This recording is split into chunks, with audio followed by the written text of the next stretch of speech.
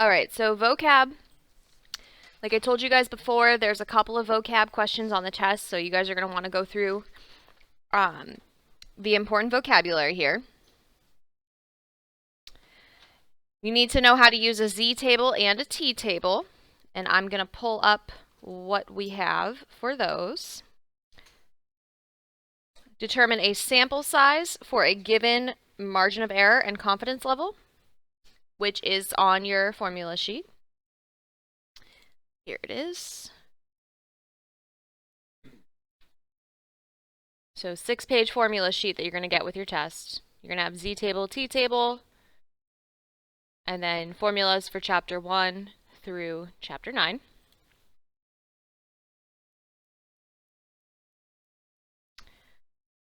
Okay, and then we have margin of error, constructing a confidence interval for mean or proportion, finding a p-value, know when to use left tail, right tail, or two tail, test of hypothesis, and then we're going to do some hypothesis testing.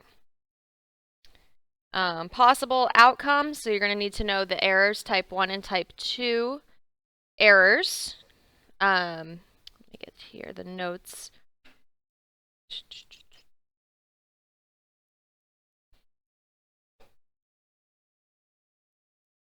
Okay, so for your possible decisions here, remember when we did this in the beginning of chapter 9, if your null hypothesis is true and you choose to not reject it, so fail to reject the null hypothesis, then that is okay. So this would be, we could just do kind of a smiley face here. But if your null hypothesis is true and you end up rejecting it, that is a type 2 error.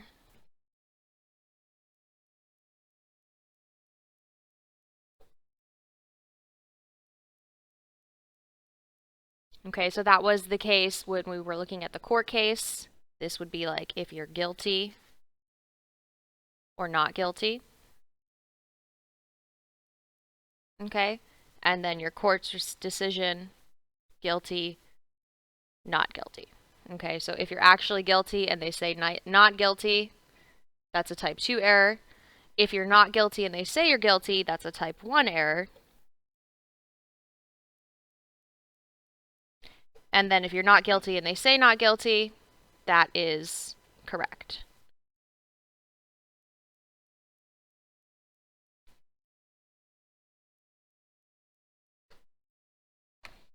Okay, then the type of significance or the type of hypothesis test that you're doing here.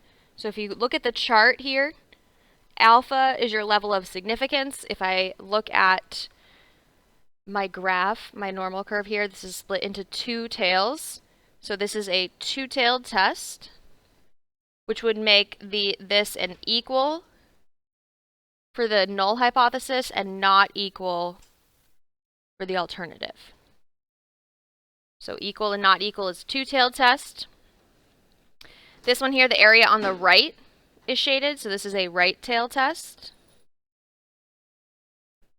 which means the alternative hypothesis points to the right. So that would be an alternative hypothesis that the mean is greater than, which means the null is the opposite, so the mean is less than or equal. And then the last one here, this is shaded to the left, so this is a left tail test. So that means the alternative hypothesis is that the mean is less than, going to the left, and the null is going to be the opposite, greater than or equal to. And then these stars here, okay, that represents your critical value.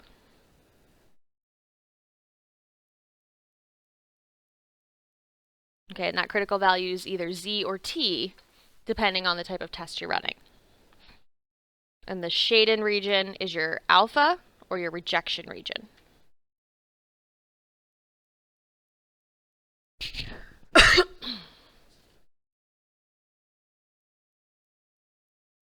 All right, so let's do some examples. We're going to start with chapter 8. Okay, in an article, it was stated that baseball players were paid an average of $150 per autograph. You suspect the price is too high.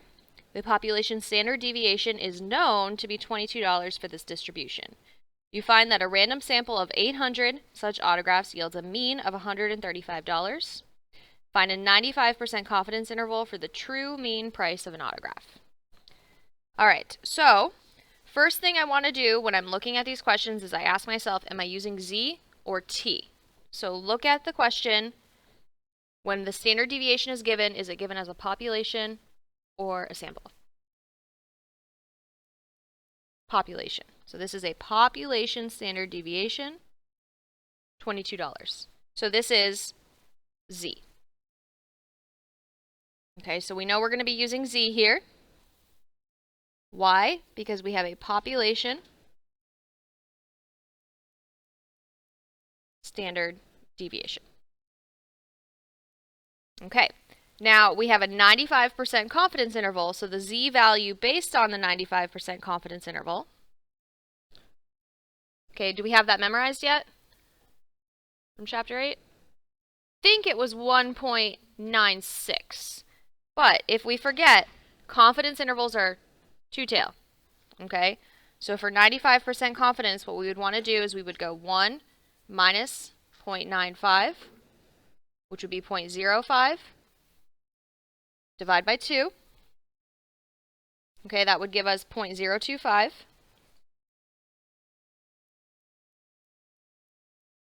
And then we're going to go inverse norm, and then 0.025, 0, and 1.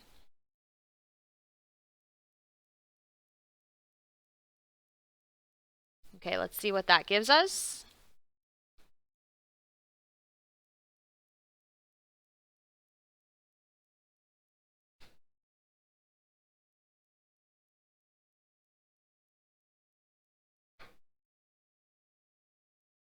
Yeah, 1.96 is our Z value there.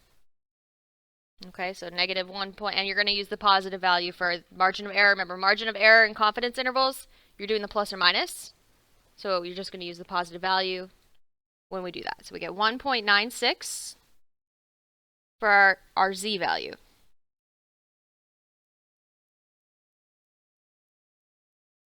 Okay, now the next thing we have, what is the standard deviation of the sampling distribution of the mean? So remember here with these, we're not just taking the standard deviation as it's given, we have to account for the sample size. So if we want to go ahead and write down the information at this point that we have, let's go ahead and do that. So we have an average of 150 per autograph, so that's our mean. I did not give you guys enough room to write on these at all. We're going to be writing a lot to the side. You might want to get another piece of paper out. All right, so you have the mean is 150. And the population standard deviation, 22. And we have a sample size of 800. And then you have a X bar, so the sample mean, of 135. Okay, so the standard deviation of the sampling distribution is going to be given to us by standard deviation of X bar. That is going to equal the population standard deviation, which is 22, over the square root of 800. So 22 divided by the square root of 800.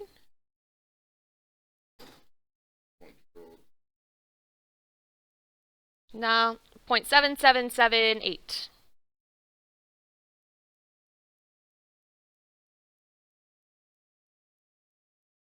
Okay, so the standard deviation of the sampling distribution is 0.7778. Margin of error. Okay, so if we forget how to do any of these, remember, you got your formula sheet. So I had, let's see, chapter 8, confidence interval for mean when population standard deviation is known. That's where I just did this calculation. And then this is the margin of error part here, Z times that standard deviation. Okay, so the margin of error is going to be 1.96 times 0.7778. Okay, so let's do 1.96 times 0.7778, 1.5245.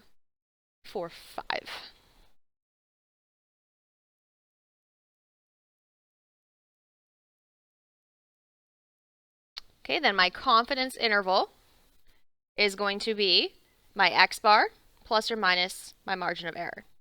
So that's going to be 135 plus or minus 1. And since this is money, I'm just going to do 1.52.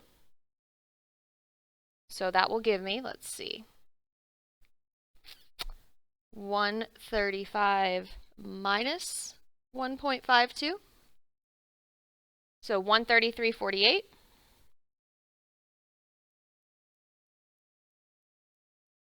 And then 135 plus 152, 136.52.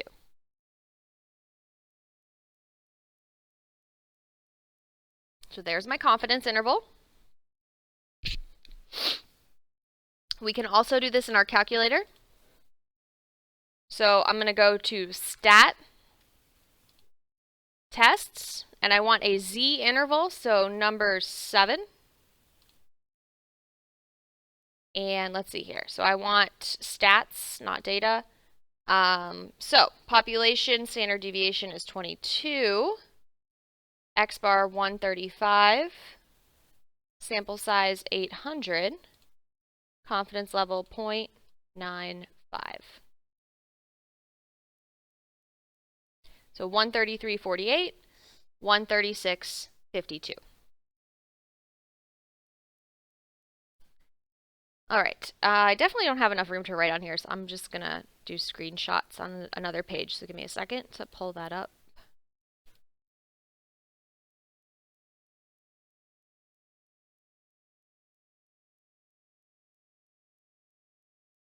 Okay, let's see if I can do that over here.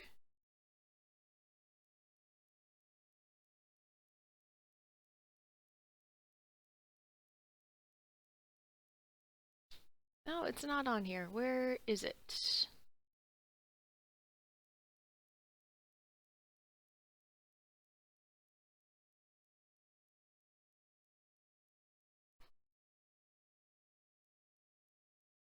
All right, we're going to do B now.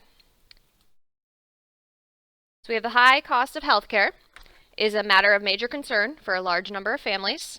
A random sample of 25 families found that they spend an average of $143 per month. That's cheap. And the standard deviation of the sample was found to be $28. Find the 98% confidence interval for the true mean cost of healthcare per month. Assume the underlying population from which the sample is drawn is known to be normally distributed. First question, Z or T? How is our standard deviation given?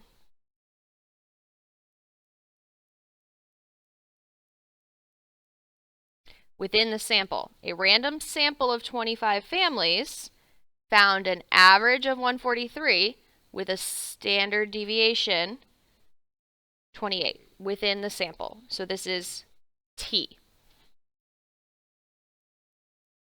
Okay, so we're doing a T because the standard deviation given in sample. Okay, I'm going to go ahead and write down the information from the question. So I have a sample of 25 families, so my N is 25. I have within the sample an X bar, 143. I have a standard deviation of 28. And I have a confidence interval, 98% is what I want to do. So I'm going to have an alpha of 1 minus 0.98, 0.02. Okay, now the t value based on a 98% confidence, we're going to want the alpha, 2 tail, So divide by 2 to get 0.01. Confidence intervals are always two-tailed because we're going plus and minus. And then we wanted degrees of freedom, 25 minus 1, 24. So if I look at my chart, those are Z, here's T, confidence interval 98%, two-tail 0.02, one-tail 0.01. Okay, so we're using this third column, and let's see here, 24, 2.4922. Okay, so my T value, 2.4922. If I want to look that up in my calculator, second distribution, inverse T, area 0.01, degrees of freedom 24. I do the 0.01 from dividing by 2 there.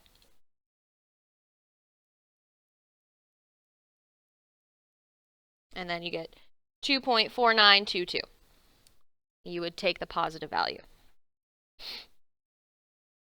All right, so we get our T. The next one is the standard deviation of the sampling distribution. Again, that is on the formula sheet.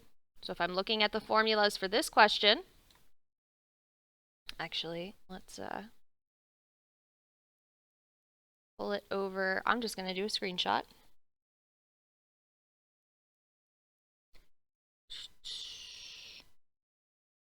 This is the one we're using. Okay. So x bar plus or minus t times the standard deviation of x bar, that's the confidence interval. Standard deviation of x bar is given by the standard deviation of the sample, which is 28 over the square root of the sample size. Sample size is 25. So 28 divided by the square root of 25.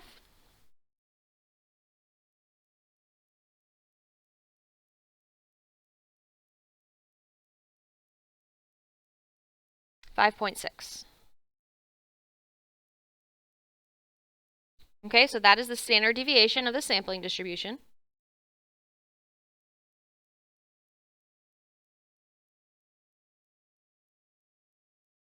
Then we want the margin of error. So this is the margin of error right here. T times the standard deviation. So our T is 2.4922.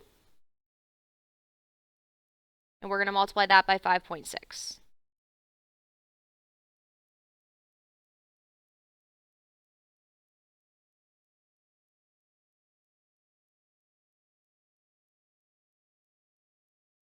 So that gives us 13.9563. Okay, then x bar plus or minus the margin of error will give us our confidence interval. So x bar is 143. So 143 plus or minus, and this is money, so I'm going to go to 2 decimal places here. So 1396.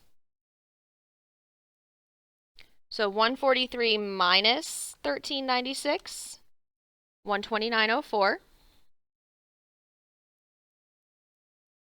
And then 143 plus 1396 would give me 156.96.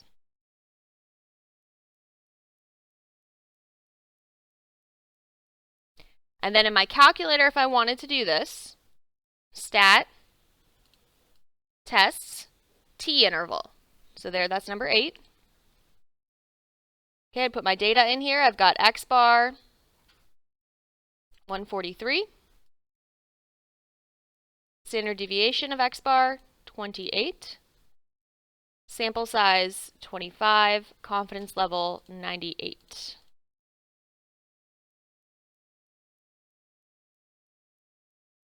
So 129.04, 156.96.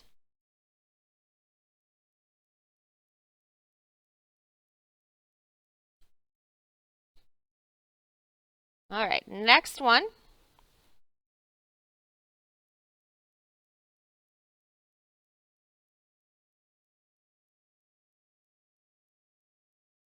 Here we go. Yes. So the calculator, when I do it, it's going to do that part for me. So I'm just putting the raw data in the calculator when I do that. Yeah, the calculator does all those parts for you.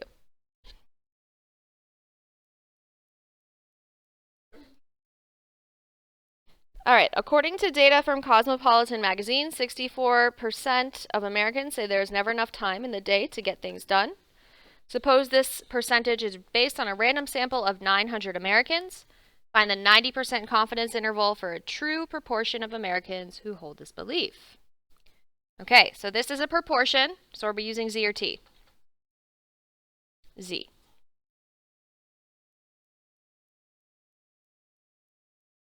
Let me go ahead and get those formulas from our formula sheet.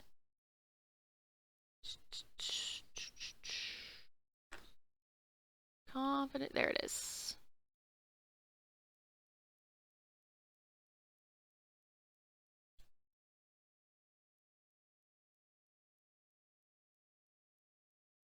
All right, so P hat, we will use Z. Oops, what did I just do? Okay. There we go.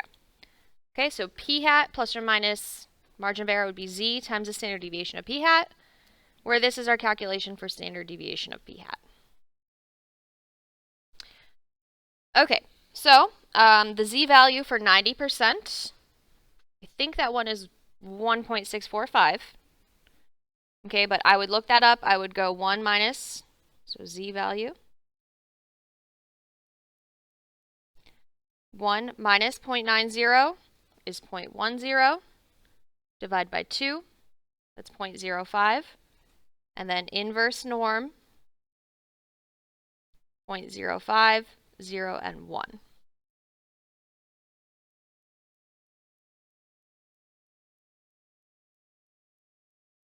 So inverse norm, 0.05, 0, 1, paste, 1.645 for that one.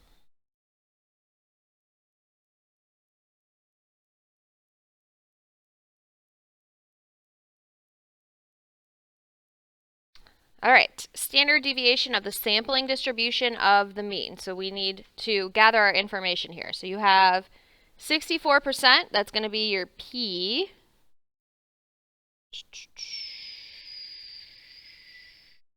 That is your P hat, 0.64, because we don't know the population, because it is based on a random sample of 900 Americans. And that's all they give us. All right, so you got P hat is 64, Q hat, 1 minus 0.64, 36.36. All right, so standard deviation of P hat is going to be, we're going to go standard deviation, we've got 0.64 times 0.36 over 900, square root of all of that. All right, so square root 0.64 times 0.36, that's in parentheses, then divide by 900, all under the square root. That gives me 0.016. Okay, so standard deviation of about 1.6%.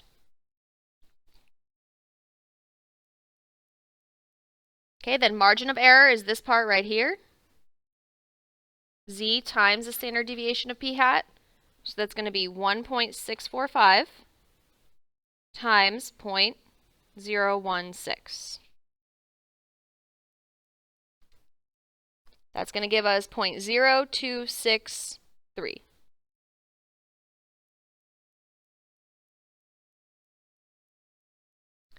Then the confidence interval is P hat plus or minus the margin of error.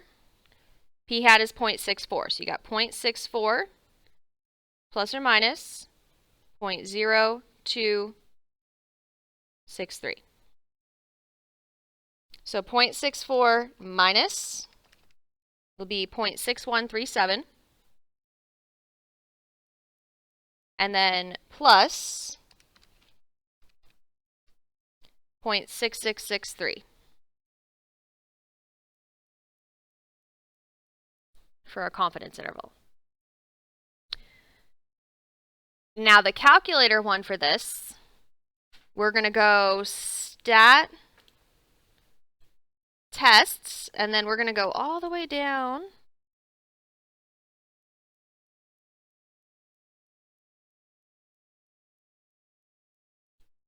It's A, 1 proportion Z interval. When I put this in, though, I need X and I need N. So I know my sample size is 900. I don't know how many of that sample. It's not given in there, but I can find it because it says 64% of 900. So there, that is, you could just put 0.64 times 900. I think that will work. Let's try it.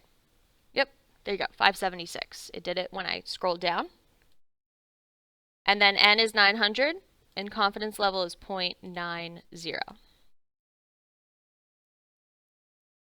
And then it gives it for you. So 0.6137, 0.6663.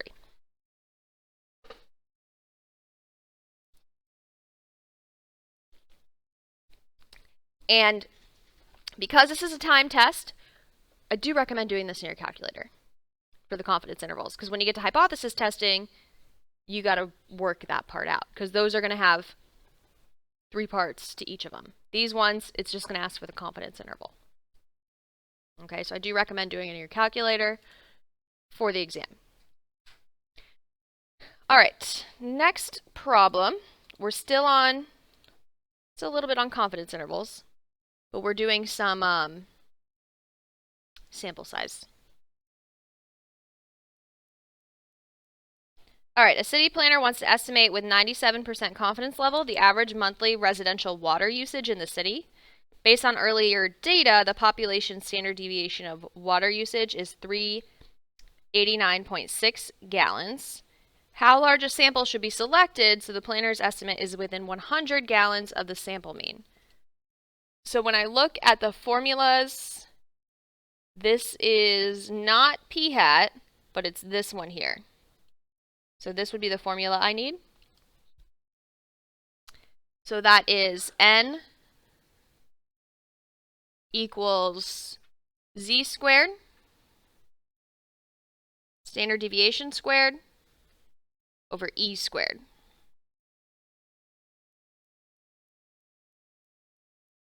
Okay. Now this one, our E, when we do this, I think we have to do 0.03, but let me just check real quick because I kind of forget.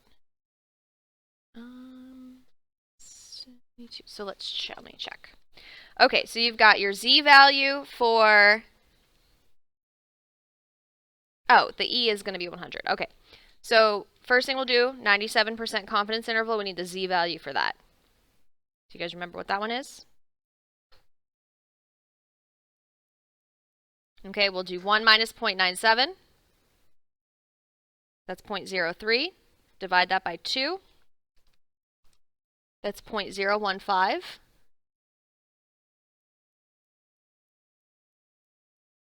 And then we'll go inverse norm, 0.015, 0, and 1. So we got to get that Z value.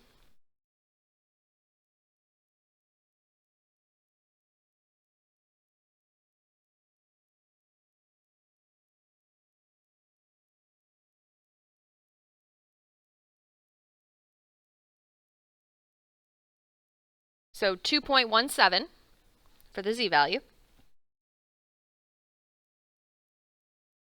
Okay, so I'm plugging this in. So you got N. We got 2.17 for the Z value. We're going to square that. Then the standard deviation squared, so 389.6. And then over the margin of error, we want the estimate within 100 gallons, so that's 100 squared.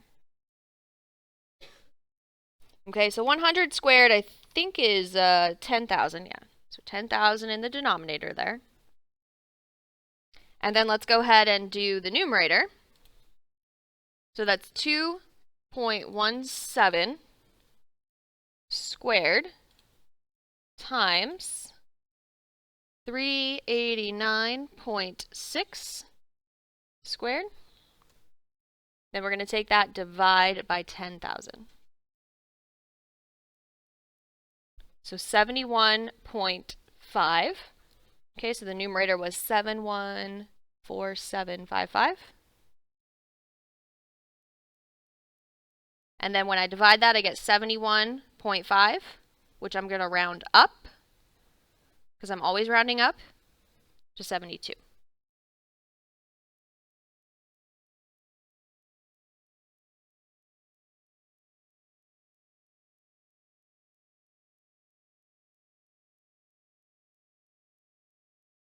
Okay, then the next question we have, assume that a preliminary study has shown that 93% of all Tony's Pizza deliveries are delivered within their promised 30 minutes. How large should the sample size be so that the 99% confidence interval for the proportion has a margin of error 0.02? So this is the same thing. You're finding a sample size, except this is the other formula. So that is when we have a proportion. So that's z squared times p times q over e squared. Okay, so p is 93%, which means q 0.07. Our z value within their promised 30 minutes. 30 minutes isn't relevant here. How large should the sample size be so that 99%, so the z value for 99%, I think that's 2.645, if I remember, but we're going to go 1 minus 0.99, 0.01 divided by 2, 0.005, and then inverse norm, 0.005, 0, and 1.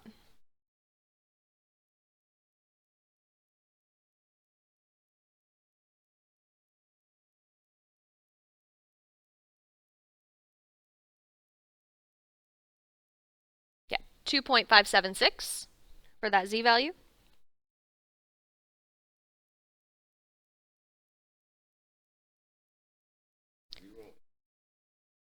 0 and the 1 means I'm using a normal distribution curve, so it's just going to stay that way.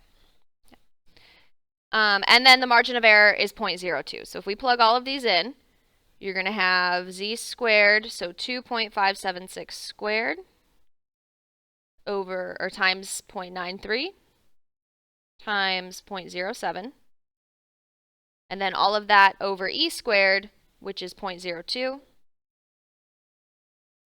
So 0.02 squared is 0.0004. And then let's do the numerator here.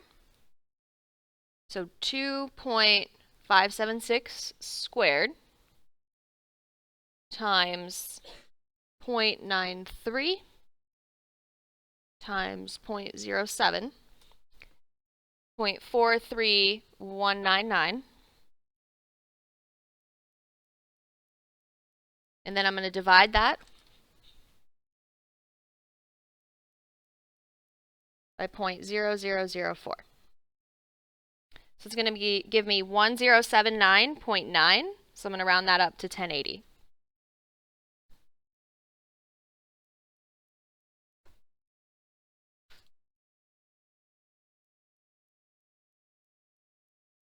Yes. So the key on here says 1084. I'm pretty sure that's close enough, and it might just be because the z value we rounded slightly. Let me see here. So if I use 2.57, actually I think the chart says 2.575, so that might be what it is.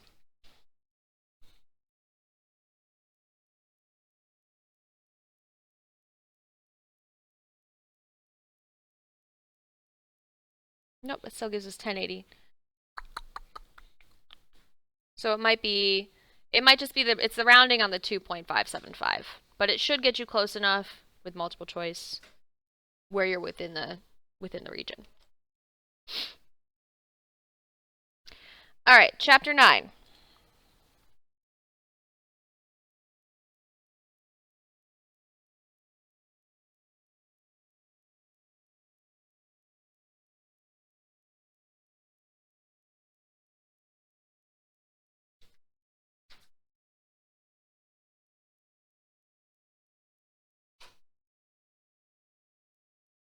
Okay, we'll just start with this one. And I didn't copy everything down, but you guys can go from there.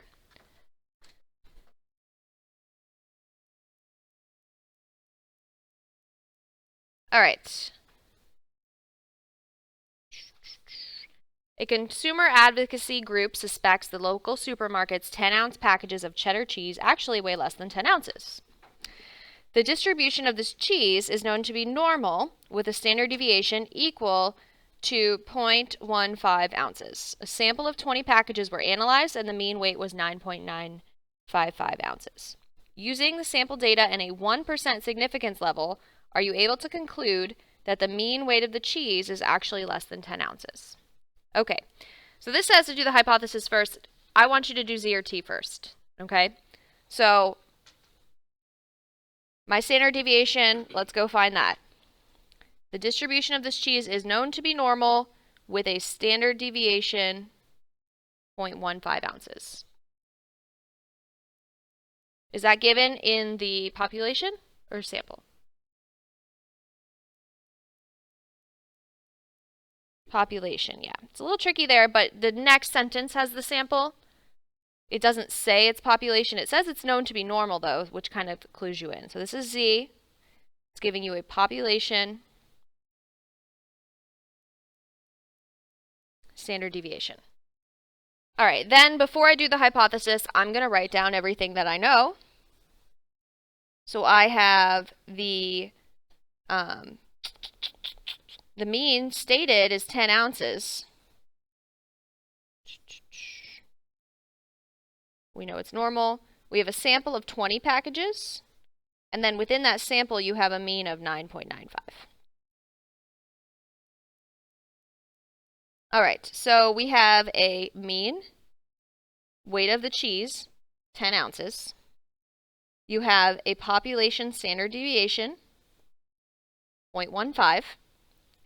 You have a sample size, 20. And you have a sample mean, so that's X bar, 9.955. Okay, so we write down all of that. Then we say, okay, what is the hypothesis? So the question says, using the sample data and a 1% significance level, are you able to conclude that the mean weight of the cheese is less than 10 ounces? Okay, so the alternative hypothesis is that the mean is less than 10, which means the null hypothesis is that the mean is greater than or equal to 10 ounces. Okay, and if the alternative hypothesis is that the mean is less than 10 ounces, that means that I am doing a left tail test.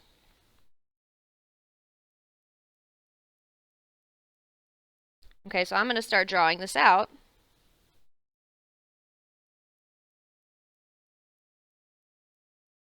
I can draw a better one than that.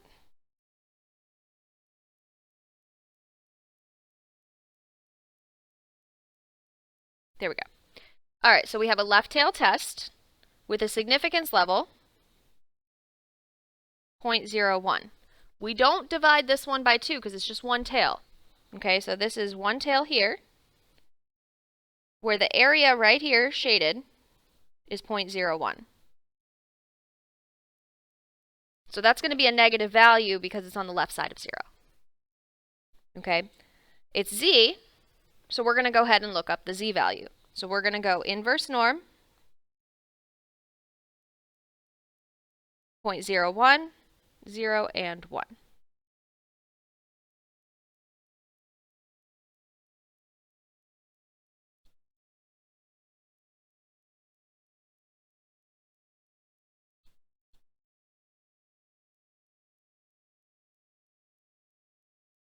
Okay, so that is going to give us negative 2.326.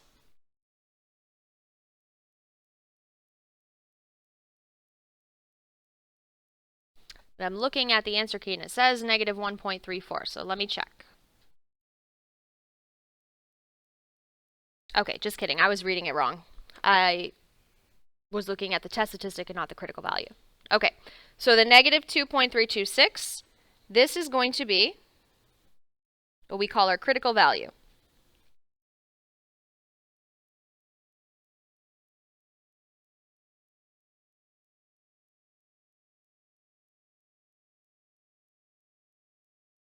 Okay, so z equals negative 2.326 critical value, which means I'm going to reject the null if I run the test and we're in our rejection region, which is to the left of this value. Okay, where I'm not shaded, that's fail to reject. So then I'm going to go through and I'm going to run the test. So what I need is I need the formula. So if I look at my formula sheets, what I am doing for the hypothesis test, I'll pull this over here.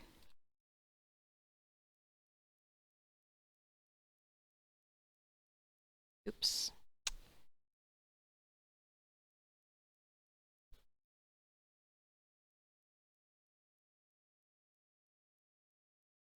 It's right here. Okay, so test statistic for a hypothesis. It'll let me move it.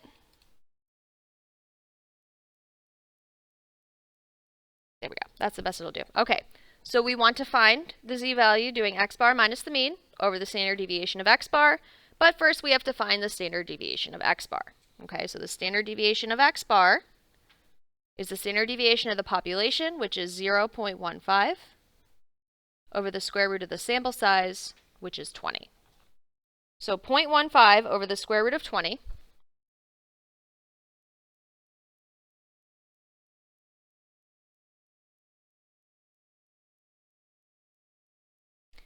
gives us 0.0335.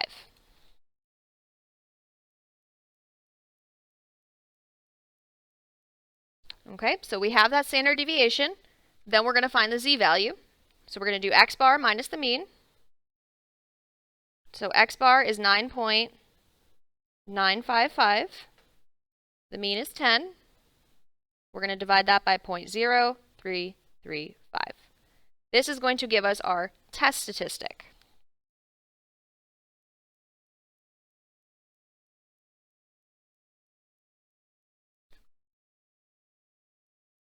Okay, so 9.955 minus 10 divided by 0.0335. So that gives us negative 1.34. And you can do 4 decimal places if you want. Negative 1.3433.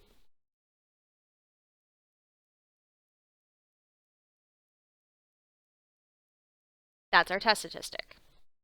Okay, so if I put that on our normal curve, that's about right here.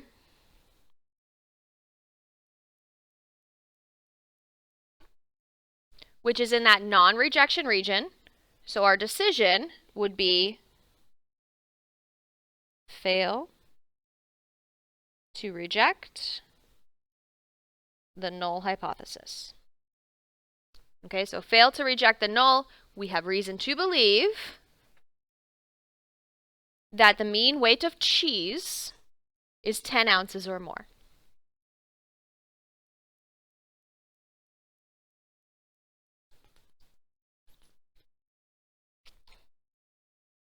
Okay. Next one we're going to do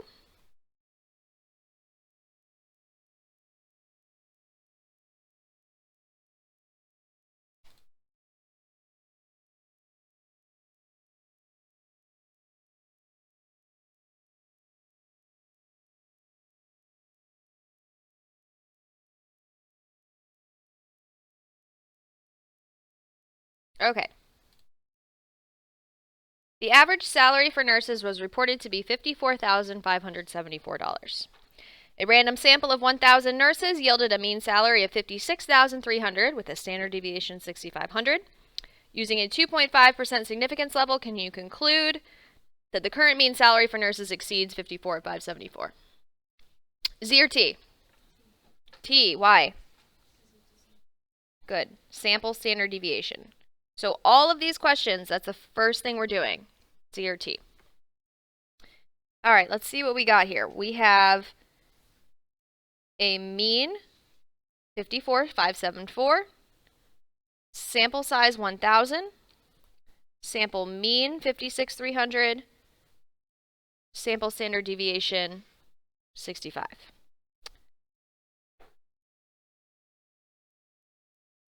Okay, so you have mean 54,574, sample size 1,000. With a t-value, with t and a sample size 1,000, it's going to be the same as z in this case, but sometimes the sample size is smaller, and it makes a big difference. Sample mean 56,300, sample standard deviation 6,500. We're doing 2.5% significance. So our alpha is 0.025. All right, hypothesis. Can you conclude the current mean salary for nurses exceeds 54,574? So the alternative is that the mean exceeds greater than 54,574. And then the null is that the mean less than or equal to 54,574. Good. You guys are doing good. You're getting the hang of this. Just have to hold on for another couple days, and then you can forget all of it. Okay. So, alternative hypothesis, greater than, that's right tail. So we're doing a right tail t-test.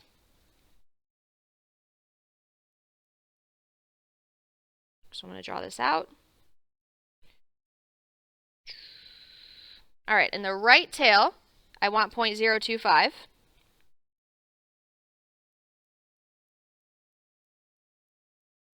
So we need to find that t critical value for 0.025.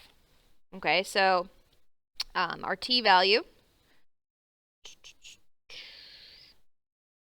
with a significance level 0.025, we do need the degrees of freedom, which is 999.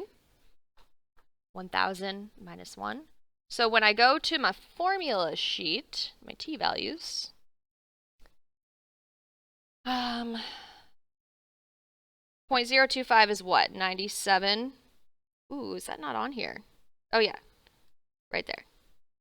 0.025, so this is the row we would be using for one tail. And degrees of freedom, we're going down to infinity. So it's 1.9602. Let's see what value the calculator gives us.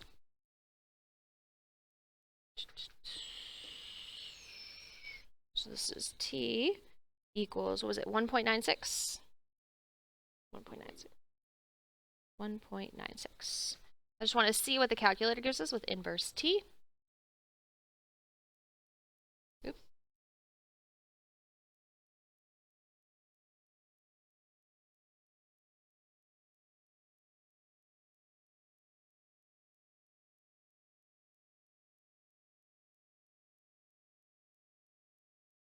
Yep, so it gives us 1.96 for that. It's the same as the z value there, just because it's a very large sample. It would be different if it were a sample of like 50. But it's better to have the larger sample. Okay, so we get the 1.96 for our critical value, which means we're going to reject if we go to the right of 1.96, so anything greater than 1.96. We don't reject if we get a value less than that. So the formula we're using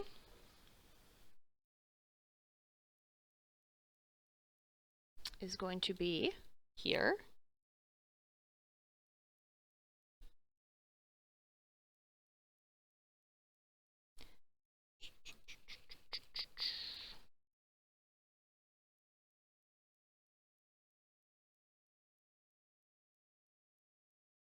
All right, test statistic T.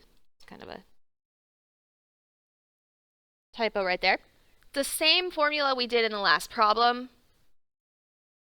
It really is the same. The letters are different, but you're still doing the same calculations. The biggest difference there is you have a t-value instead of a z-value. All right, so first thing, standard deviation of x bar. Standard deviation of the sample, 6,500, divided by the square root of the sample size. So 6,500 divided by the square root of 1,000.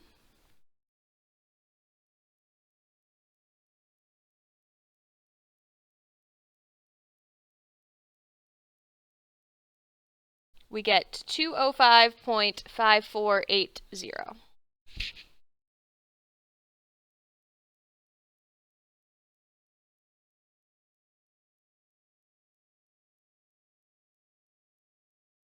Okay, so we got our standard deviation.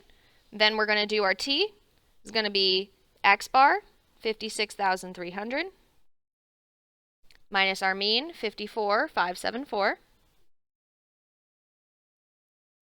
over 205.5480.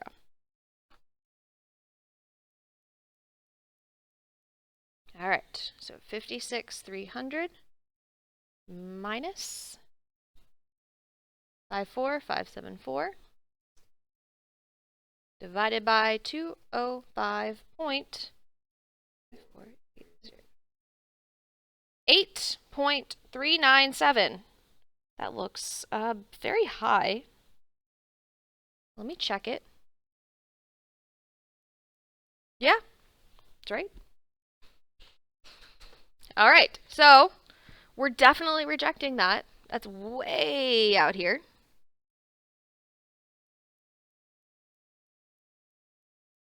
Okay, that is your test statistic. So we're going to say we're going to reject the null. Okay, so we have reason to believe that the mean salary is greater than 54,574. We didn't do the p-value with the last example, so I'll do it with the next one. But for this one, the p-value, you're just finding, think back to chapter 6. You're finding the probability, since this is on the right side, from here to the end of this curve. So this would be not normal CDF because it's a t-value. So then, so for your p-value, you would do t CDF, and then it would be 8.397, positive 99, and then your degrees of freedom,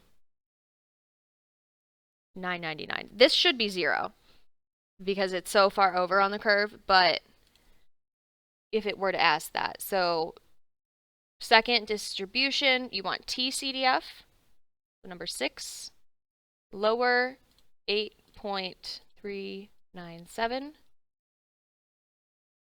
upper 99, degrees of freedom 999. So yeah, it's 0. 16 zeros and then 7. Okay, so that's your p-value. Remember, you compare the p-value to alpha. So 0 is less than 0.025. P is less than alpha, or alpha. If P is less than alpha, you reject the null. Okay, again, you don't need to memorize that because you drew it out, and you can clearly see that you're rejecting it.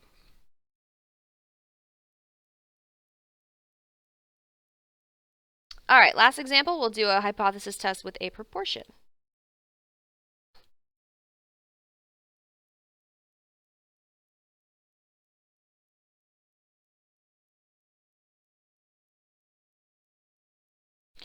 All right, reportedly, 60% of U.S. companies did not pay federal taxes from 1996 to 2000. You are skeptical of this and you investigate. You find that in a random sample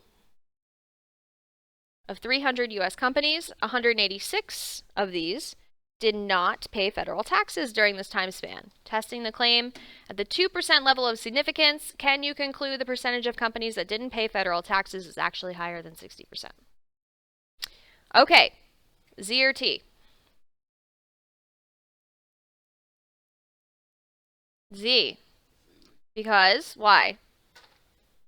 It's a proportion. Okay, so if we write down our information here, you have 60% of companies did not pay federal taxes.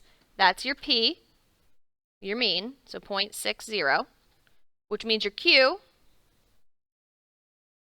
0.40.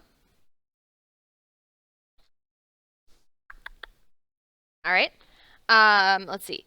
In a random sample of 300, so our sample size is 300, you find 186 did not pay taxes. So your P hat is 186 out of 300, which is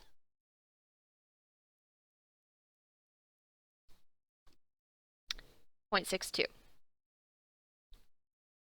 Okay, so slightly more there. Testing the claim 2% level of significance, so alpha 0.02. Can you conclude the percentage of companies that didn't pay taxes is higher than 60%? So higher than 60% makes the alternative that P is greater than 60%, which means the null is the opposite.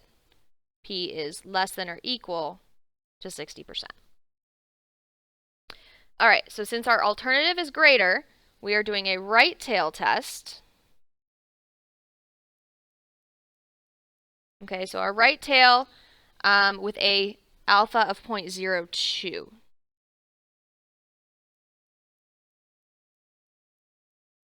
Yeah, that was bad.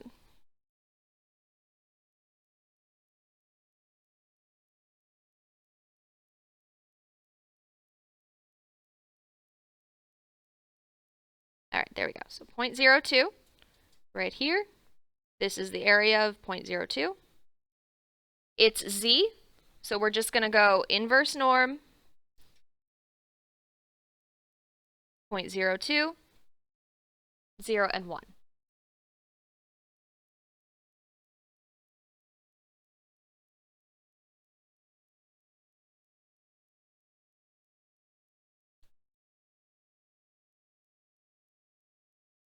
So there we are getting negative 2.0537. It's on the right side, so we'll do the positive.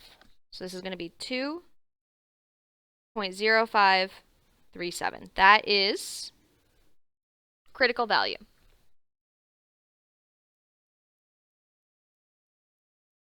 All right, then the formula for this one, because of its proportion,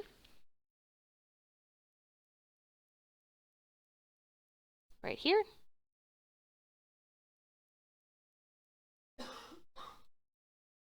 Okay, so same thing, p hat minus p, then over the standard deviation, but the standard deviation calculation is different. It's a square root of p times q over n. So let's go ahead and do that. So the standard deviation of p hat will be the square root of p 0.60, 0.40 for q over n 300. All right, so we're going square root, parentheses, 0.6 times 0.3, close parentheses, divided by 300. That's going to give us 0.0245. So our standard deviation of p hat, 0.0245. Okay, then your z value, p hat, which we found was 0.62, minus p, 0.60, over the standard deviation, 0.0245.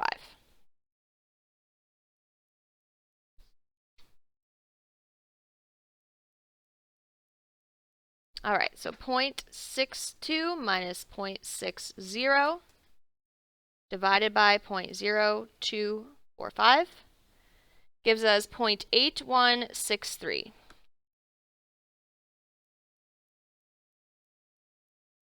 That's our test statistic. If I go to my graph, here's 0. It's like right here.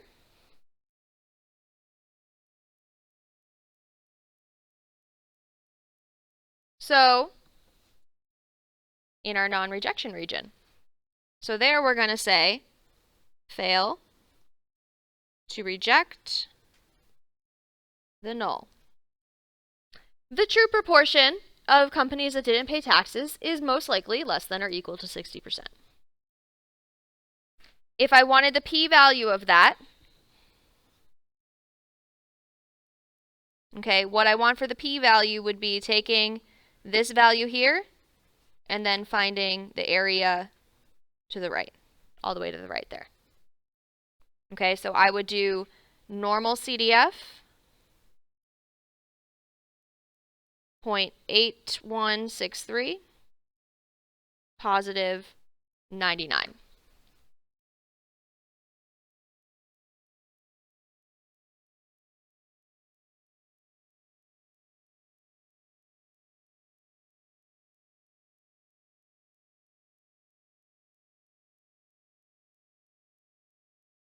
So that gives me 0.2072.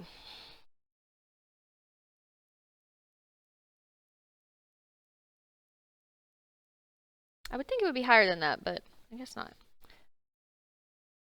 Okay, that would be the p-value, which is that area right there shaded in red from 0.8, so almost 1, to 99.